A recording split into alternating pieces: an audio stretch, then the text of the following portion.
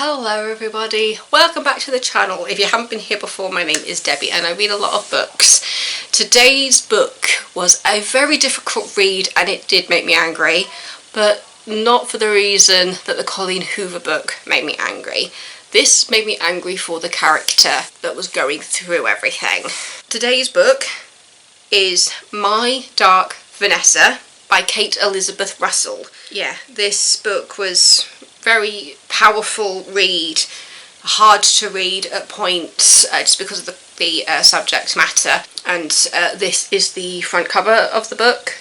Let's just go through that blurb, and I think once I've read the blurb you'll understand why it's such a difficult read if you haven't heard of this book before. All he did was fall in love with me and the world turned him into a monster. Vanessa Y was 15 years old when she first had sex with her English teacher. She is now 32, and in the storm of allegations against powerful men in 2017, the teacher Jacob Strain has just been accused of sexual abuse by another former student.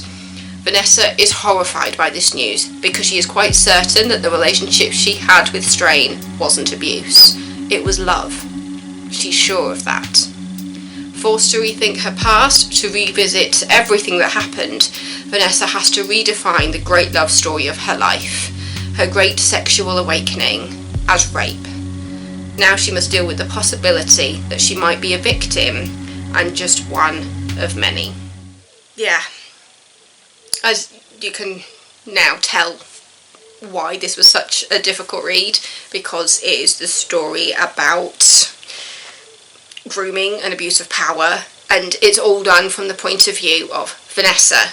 You have two timelines. You see her as a teenager when she was 15 when it was happening, and then you see her in 2017 as a 32-year-old woman going over that previous relationship and what happened to her. I think in this video that I will have to talk about some spoilers because there were some things about this book that I think it's kind of hard to avoid when talking about it. Obviously, if you have been a victim of sexual abuse or anything in that blurb makes you feel uneasy, obviously do your own research. If you feel like you can't handle it, you can't handle it.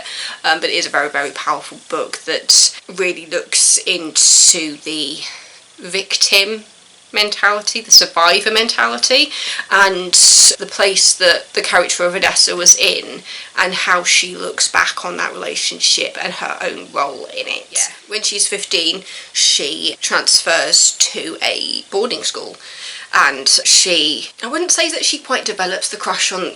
A lot of this story is about trying to figure out who initiated everything, and Vanessa as an adult looks back on it and is pretty convinced that she initiated it, even though there were plenty of things in the narrative from when she was 15 that implies that he did, and it really looks at her denial over what happened. And in the present you also see her talking to her therapist about this relationship. I use the word relationship loosely because she's also forced to look back on that relationship in the wake of allegations against him in the present day. Yeah, just seeing it all through the eyes of a 15-year-old who thinks that she's older than her years, and seeing the way that Strain treats her and the things he does to kind of gaslight her and make her feel like everything was her idea. You are painted the scene of when everything started, and everything comes back to Strain, whether it's him commenting about her hair looking like an autumn leaf because she has red hair from touching her knee in class in front of everybody while they're working, and that also leads on to the other allegations, because when the other allegations come out you find out that he was touching other girls' knees, and how that led on to accusations of groping. And yeah, it's very difficult, but it's a very powerful story about that, and helping you understand the headspace of somebody who's gone through it. Seeing Vanessa trying to defend that relationship, because you realise in the present day that she still has contact with this teacher, and you realise that the relationship went on longer than just the year that she was at that boarding school, and the way that she's humiliated by the school when things come out and there were rumours and stuff, and then yeah, you realise that all the adults involved had no clue what they were doing and were all on protect the school mode. Not even protect Strain mode, the teacher, just protect the school mode.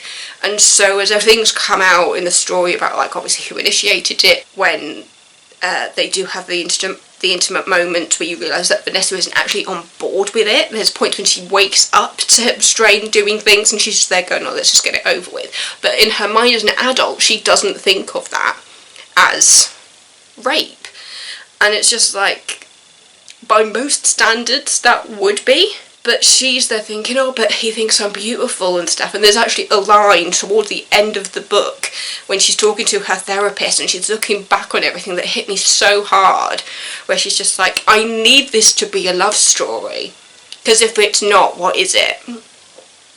And that was the moment for me when it was just like, oh God, she's finally confronting those feelings, and she's finally confronting within herself what actually happened between her and her teacher, and how the world would treat her differently if she actually admitted the truth about what happened to her, rather than letting people believe what they want while still saying, oh, but he was just infatuated with me, he was in love with me, and I was what? Because she never admits to actually loving him. It's a very interesting, nuanced situation. I say nuanced. I think it's just painting that picture through the eyes of a teenager who thinks that she's older than she is. And that relationship, for lack of a better word, where she thinks this man who's practically 30 years older than her and is abusing his power makes her feel special.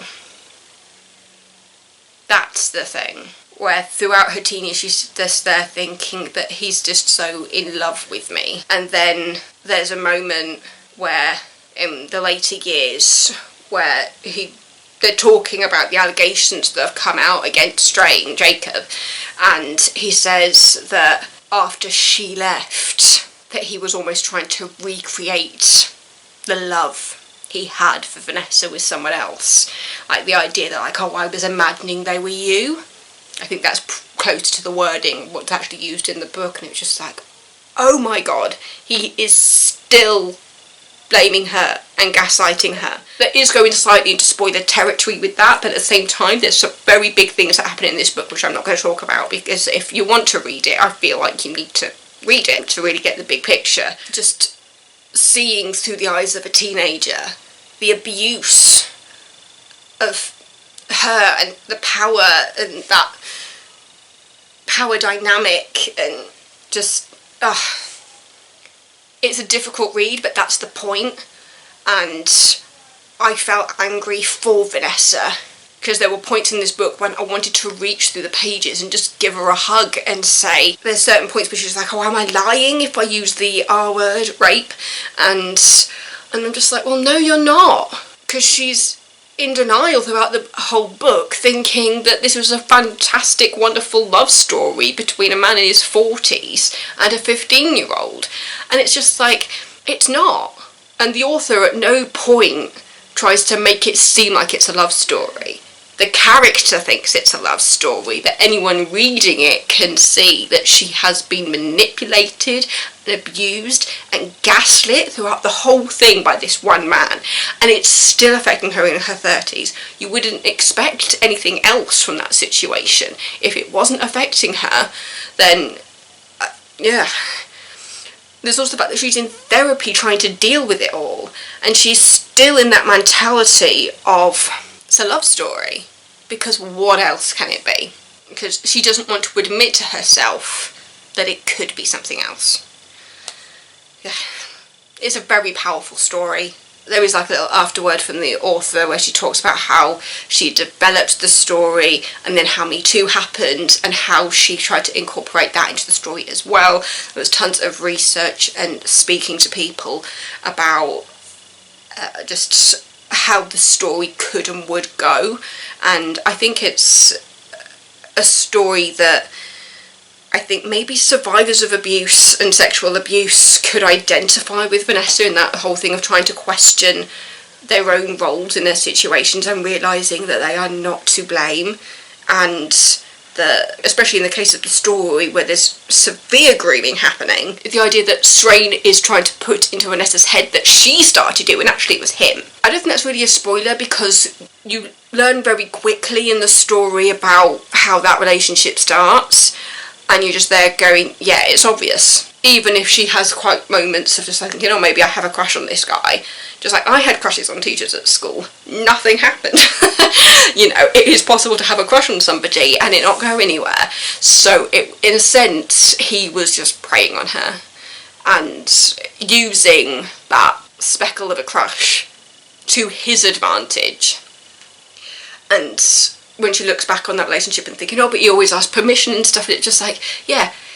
But at the same time, even when he did ask for permission, if she ever said no, he would just continue to ask her until she went, oh, fine.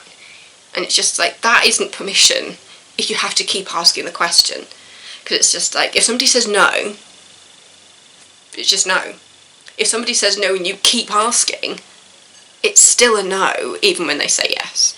Because you've just broken down the barrier. You haven't actually got permission by that point, because you just continue to ask until they eventually say yes. Is that permission? I don't think it is. Very, very powerful story about a young woman looking back on the relationship that she had with her teacher in her teens, and finally being able to understand what she did, what he did, and how that's going to affect the rest of her life.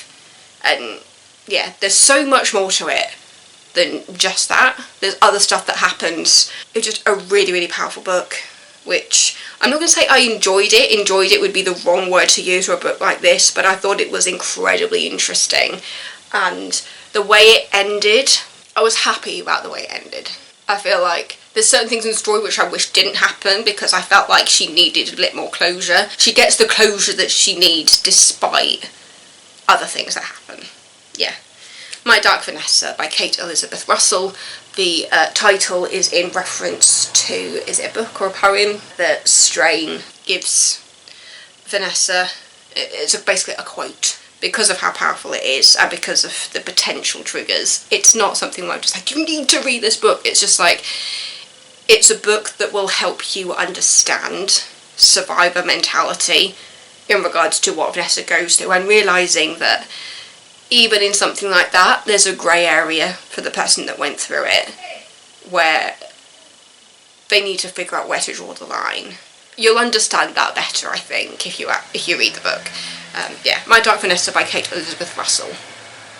But yeah, 384 pages in the Amazon breakdown list. It says violence in society, political fiction, and political thrillers. I've just seen a review on here that says, well, they gave it 4 out of 5 stars, and the person said this book left me feeling sad, frustrated, horrified, and disgusted. Yeah. Especially with the frustrated, because he feels so frustrated for her.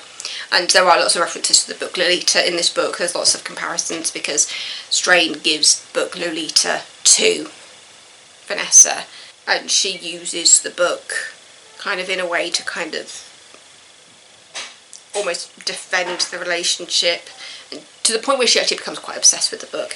But yeah, I've never actually read Lolita, so anyway, I'm gonna wrap this up because I think we're gonna go for a walk into town and get an ice cream. That would be nice to go do with my niece.